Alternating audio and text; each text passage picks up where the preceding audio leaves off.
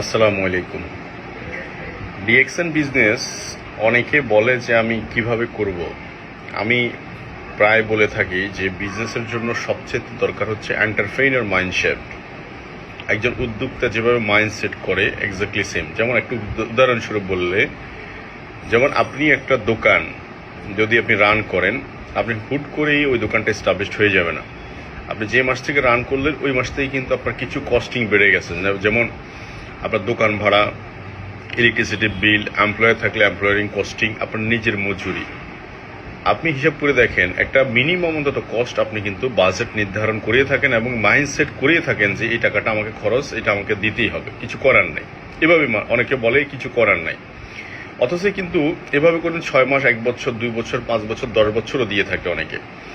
দেখা যাচ্ছে 10-15 লাখ, 20 লাখ, 50 লাখ টাকা পুঁজি নিয়ে নামছে, সে পুঁজি পিছনের দিকে তাকিয়ে দেখা 10 বছর পরে 2-3 লাখ টাকা হয়ে গেছে। তাহলে টাকাটা চলে গেছে কোথায়? এইসব পারপাসে চলে গেছে।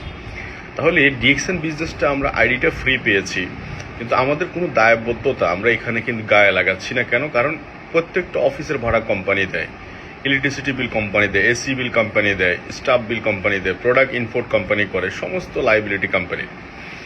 এই কারণে অনেকে এই লাইবিলিটিটুকু মাথায় পেন হিসেবে নিতে চায় না। এটাকে মাইন্ডসেট না করলে তো আসবে না। কারণ হাতে আপনি সরাসরি ফিজিক্যালি দিচ্ছেন না, কিন্তু এটা তো মাইন্ডসেট করতে হবে।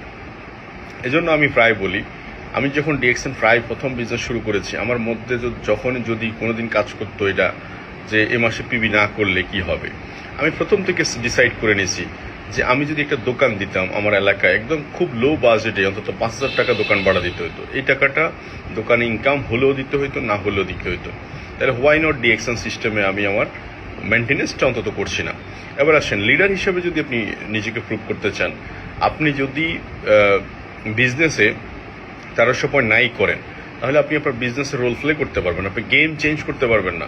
কখনো এটা সম্ভব না যে কাজটা আমি করি না সেটা আরেকজনকে দিয়ে করানো। এক। দ্বিতীয় কথা হচ্ছে, আমি প্রায় মিটিংয়ে বলে থাকি, আপনি ভালো ফুড, গুড ইউজার, দেন আপনি গুড বিজনেসম্যান।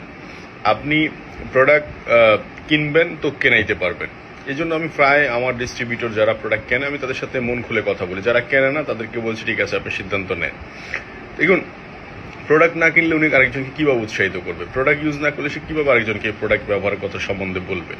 এবং যে ডিসিশন নিতে পারে না, স্ট্রং ডিসিশন, সে আরেকজন ব্যক্তিকে স্ট্রং ডিসিশন নিতে পারে না। আমাদের এখানে অনেক লোক আছে, আসি দেখি হয় কিনা, মানে ওরা চান্স হিসেবে নিছে।